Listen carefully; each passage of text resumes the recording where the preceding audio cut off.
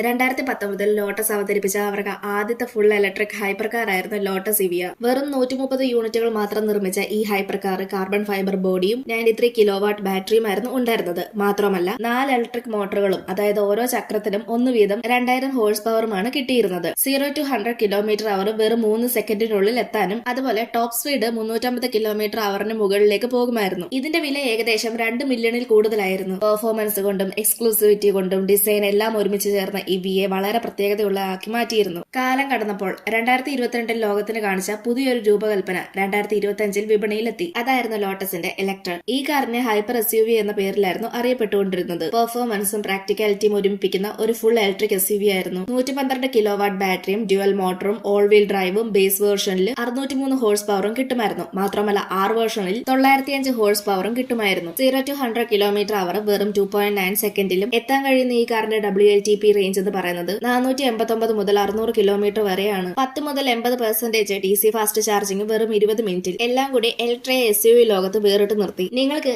SUV കാറുകളിൽ ഏറ്റവും ഇഷ്ടമുള്ള car ഏതാണെന്ന് കമന്റ് ചെയ്യ്. ഇതുപോലെയുള്ള കൂടുതൽ വീഡിയോസ് കാണാനായി ചാനൽ സബ്സ്ക്രൈബ് ചെയ്യാനും ഇൻസ്റ്റാഗ്രാമിൽ ഫോളോ ചെയ്യാനും മറക്കല്ല്.